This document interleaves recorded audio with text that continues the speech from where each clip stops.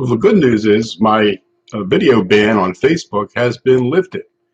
Uh, Not that it makes any difference, because when they banned me, I quickly discovered that the way around it was to record the videos on YouTube, which is actually much better, especially for keeping track of them and everything, and then posting them, which I'm going to continue to do. So I'm not going to use the Facebook video function anyway, so they can go screw themselves as far as I'm concerned.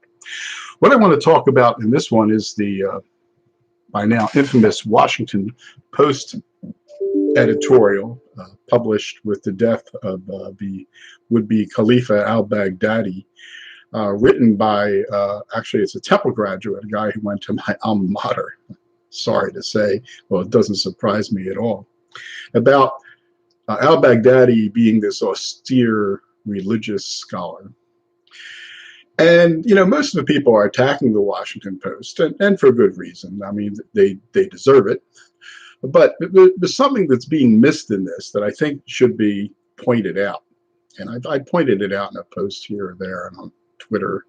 But I think it's something that's really important that's being missed.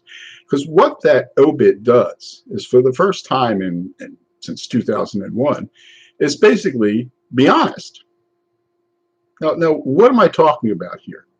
If you go back to 2001, and it wasn't just the mainstream media on the left, it was George W. Bush too, and Tony Blair, when the Muslims in the plains blew up stuff and killed, you know, almost 3,000 people, what we were told was, and what the press kept repeating, and what the Islamic apology groups in this country kept saying was, they had hijacked, that's the word Bush used, was hijacked, you know, because I put that in quotes, hijacked Islam.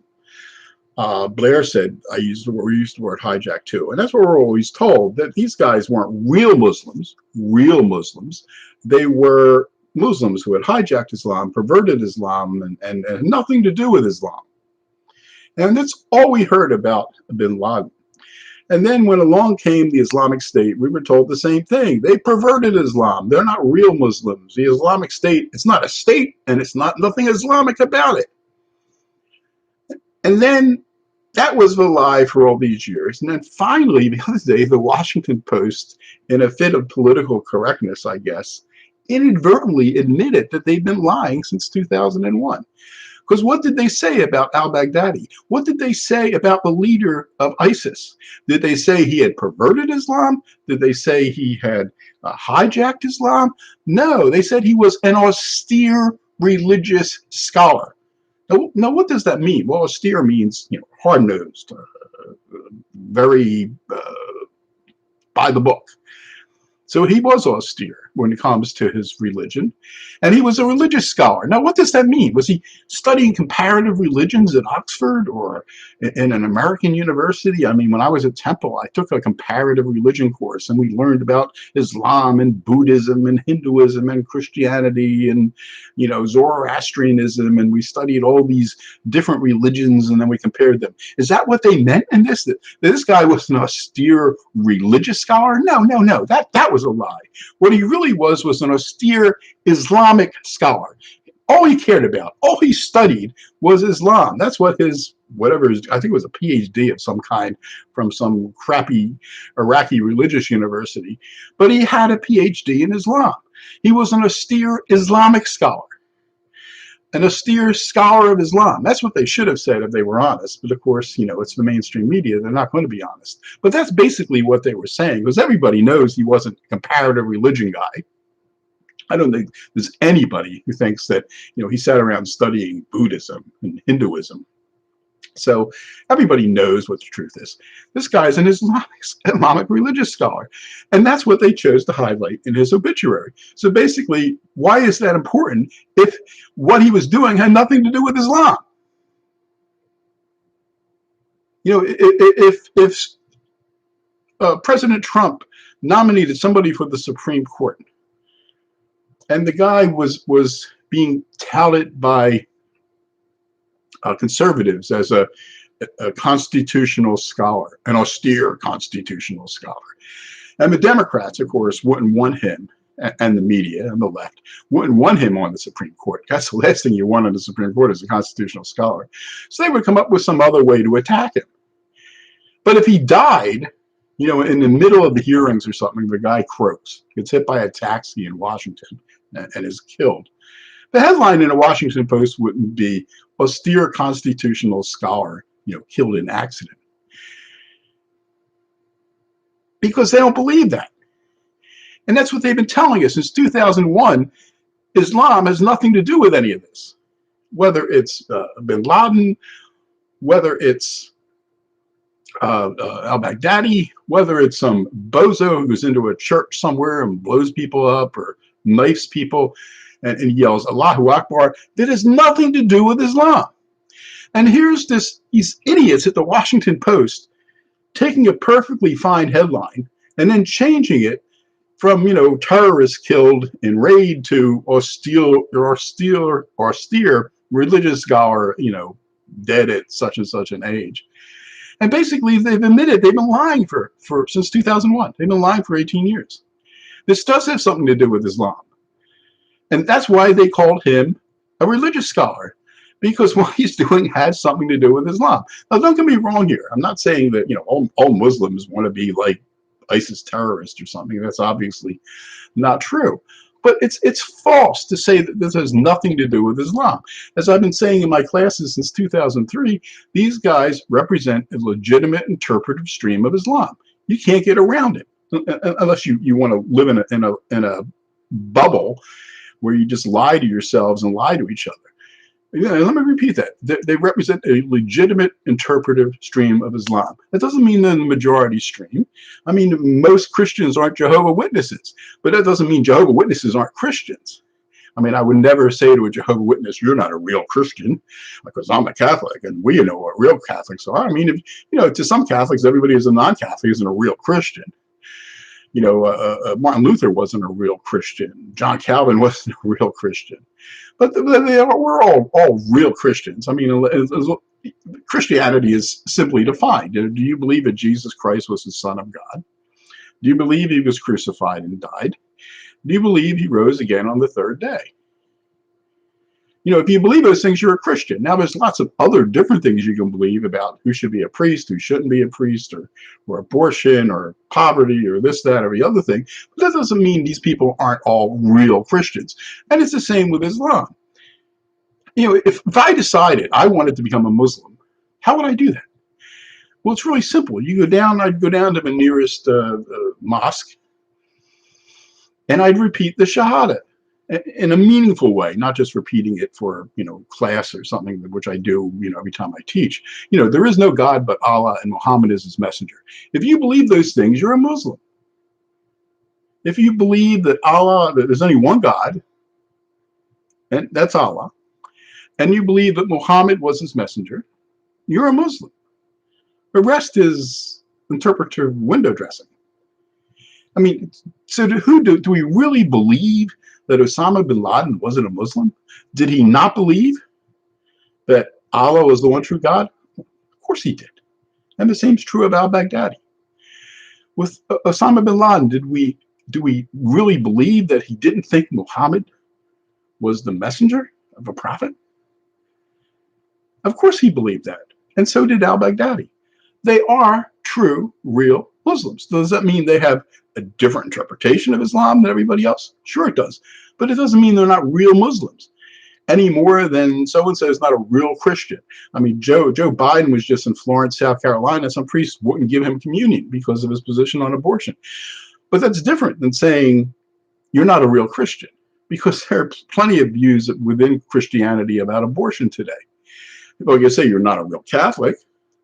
That would be something. I mean, they could go that far, but they couldn't go far as to say you're not a real Christian. Real Christians aren't for abortion, because it's simply not true today. There are a lot of Christians who are for abortion. And it's the same with Islam. These guys are real Muslims, and we've always known that. It's just our leaders and the media lie to us, and they give you little clues. But every now and then you can see through the lies. And this is one of these instances where the Washington Post comes out and says he's an austere religious scholar. They're slipping lie out of the way, and maybe it'll dawn on them at some point that they were pretty stupid doing this. But the other thing that's going on, and it happened right after bin Laden died too, is this concern on the left and in the media about what we did with the body. Why would it matter? If Osama bin Laden and al-Baghdadi aren't real Muslims, we should put them in, we could put them in a dumpster somewhere. And Muslims out in the Islamic world are going to say, oh, we don't give a shit. He's not a real Muslim. But of course, we know that's not true. We know Muslims, even if they don't agree with these guys, think that they're real Muslims. So that they do care about what happens to the body. And that's why, the Obama administration correctly handled it that way. And hopefully, from what I've read, apparently the Trump administration, a lot of people aren't happy with it, but they did the same too. And it's because the reality is people in the Islamic world do think these guys are Muslims. And that is a problem. But we're just lying to ourselves that we think that they don't. But the media lies to us, and our political leaders lie to us all the time. But every now and then they let slip the reality that they do actually know that the Islamic world sees these guys as Muslims. And that's, but they don't want to tell us that. But they do tell us through their questions, through their concerns about how the bodies were treated. Because if these guys weren't real Muslims, nobody would give a crap. But people do. So once again, the veil slips away and you see the truth. And, if you look around at the Islamic world, if they don't really think somebody's a real Muslim, they let you know. I saw it was a very interesting, it's good documentary. I think it was on Netflix. Maybe it was on Amazon. I'm not sure where I saw it. I'm pretty sure it was Netflix. About a guy from Pakistan who at that point, I think there's been another one since, he was the only Muslim to win this back in the 70s. He was the only Muslim to win a Nobel Peace Prize for physics. I mean, the guy was a brilliant physicist. Unfortunately, although he's the Muslim, who got the first Nobel Peace Prize, a Nobel Prize in physics. And I think there was another one a couple of years ago from Turkey. But at that point, for a long time, he was the only one. And yet he wasn't really recognized in Pakistan, his home country. He spent most of his life living in the UK and I think in Italy. He ultimately got buried in Pakistan, but they only brought him back after he was dead because they weren't worried about him doing anything. But why didn't the Pakistanis want to make a big fuss out of this guy? Because, the first Muslim to win a Nobel Peace Prize. Why? Because he was an Ahmadiyya Muslim. And to Sunni Muslims, the Ahmadiyyas are apostates. They're heretics because they believe that there was a prophet after Muhammad, their prophet, this Ahmadi guy that they see as their particular prophet. So the Ahmadiyya Muslims are rejecting that part of the Shahada, that there's only one God but Muhammad and Muhammad is his messenger, because these guys think there was another guy who was his messenger. In that sense, they're not real Muslims. So this guy wasn't a real Muslim. So when you have a guy who's not a real Muslim, they let you know. They won't let him into the country. They don't want to bury him. They don't want to do anything. They don't care what happens to this guy because he's an Ahmadiyya. He's a heretic. He's an apostate. But you don't see that with bin Laden or the bin Laden family or with al-Baghdadi or any of these guys. I mean, they're not letting us know that these guys aren't real Muslims. And we understand that. That's why they take care of the bodies or the body parts, maybe in the case of Baghdadi, carefully and with, a degree of Islamic respect. But again, it opens a window into the reality. What they're telling us with these questions, what they told us the other day in the obituary in the Washington Post, is what we all intuitively know, that this does have something to do with Islam. You can't separate it from Islam. These guys have not hijacked Islam. As I said, as I've been telling my students for 16 years now, these guys represent a legitimate interpretive stream of Islam. It's an interpretive stream that's been around now, and it's modern guys. There's a pre-modern guys too, since the mid-1920s. And each generation of these guys they've been more numerous and more vicious. And we've seen that. I've seen that in my lifetime. When you went from, Al-Qaeda we thought was bad, and then along came the Islamic State, which was worse. They made, Al-Qaeda look like amateurs, pikers. And that's the reality that we face. But nobody wants to talk about it. You can't talk about it. I mean, some of the things I try to talk about and think I don't get, I'll get disinvited from places I was going to speak, or my books won't get published. You know, I haven't published a book in several years now. That's because everything I want to write, nobody wants to publish, because they don't even want to talk about these things. You can't even talk about it. It's too dangerous. It's too politically incorrect to actually admit what the Washington Post admitted the other day, that this guy was an austere Islamic scholar. And it was through his scholarship that he came to these conclusions about what Islam should be like. And you know, I could go into that, and it's a whole other lecture. It's a whole other course as far as I'm concerned when I teach. But they gave us this little window of honesty where we can see through the bullshit that they've been feeding us since 2001, that these guys hijacked Islam. They didn't. That they're not real Muslims. They are. They're not a majority by any means. But as I said, they represent a legitimate interpretive stream of Islam. And until we recognize that, until we address that, until we understand that, until we're allowed to even think about that, which we're not, we're in big trouble.